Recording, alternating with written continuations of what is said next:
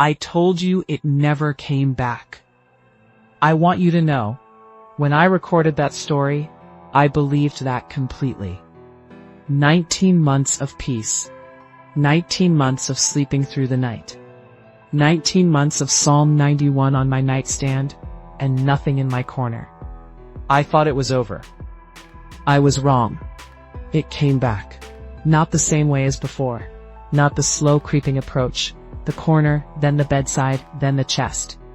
This time, it came back like it had never left. Like the 19 months of silence were not a retreat. They were patience.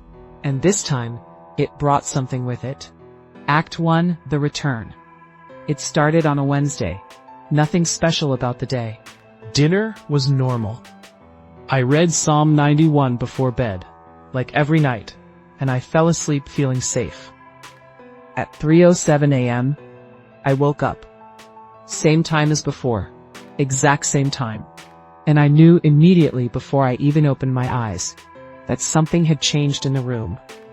The air was different, heavier, like the atmosphere before a storm, that specific pressure that tells your body something is about to happen. I opened my eyes.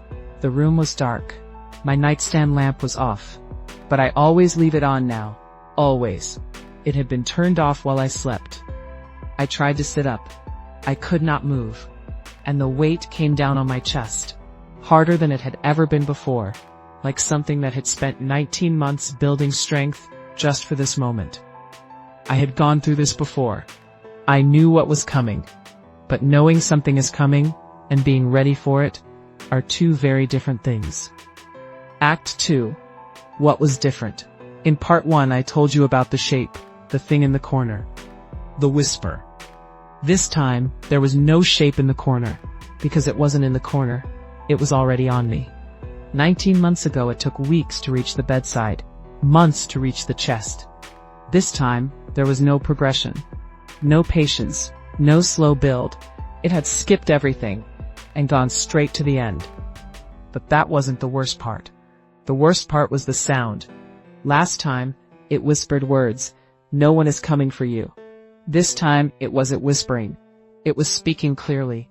Not in my ear, directly inside my head. And it wasn't saying words. It was saying names. Names of people I loved. My mother, my brother, my closest friend. One by one, slowly, like a list being read. Like it was telling me, these are the ones I will go to next. I want to tell you I stayed calm. I want to tell you 99 months of faith had made me strong enough to face this without fear. But I am going to tell you the truth instead. I have never been more afraid in my life. Not during the 8 months before. Not the night I first prayed. This was different.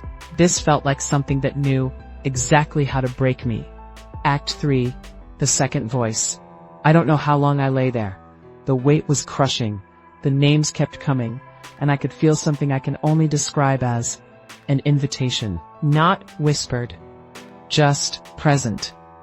A feeling that said, give up the thing that stopped me before, and I will leave them alone. Give up Psalm 91. Give up the prayer. Give up the belief that had grown, slowly, uncertainly, over 19 months. And I felt myself considering it. I want you to understand how terrifying that is to admit. I considered it.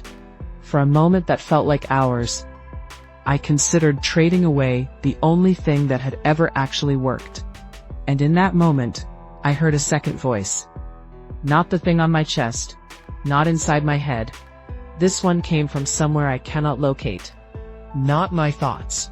Somewhere that felt older than the room, older than the building, older than everything pressing down on me.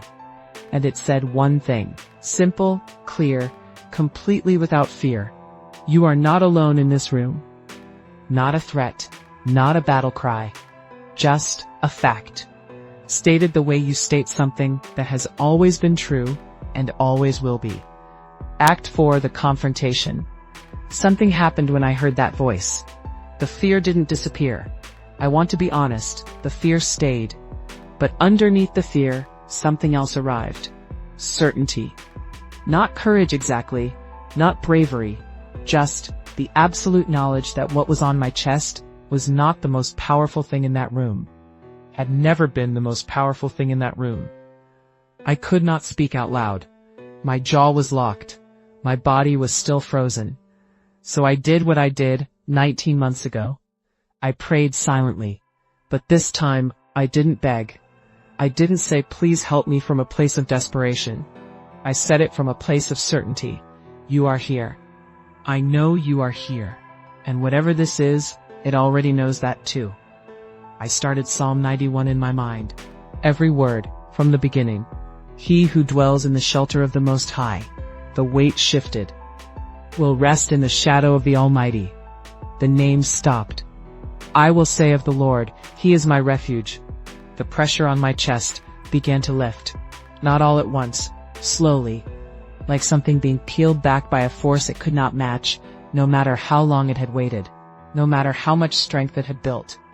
My fortress, my God in whom I trust. My jaw unlocked. I spoke the last verse out loud, into the dark room, into whatever was still there. For He will command His angels concerning you, to guard you in all your ways. Complete silence. And then, the lamp on my nightstand turned back on, by itself. Outro. Looked at the corner. Both corners. Every corner. Empty. I picked up my Bible from the nightstand, held it for a long time without opening it. Then I opened it to Psalm 91, and I read it again, not because I needed protection anymore, but because I wanted whatever had just left this room to hear it one more time on its way out. I need to tell you something important. The thing that came back stronger. It came back with strategy, knowing exactly what I feared most. And it's still lost. Not because I was braver than before, not because my faith was perfect or unshakable. It lost because I had learned one thing in 19 months of quiet, that I was never fighting alone.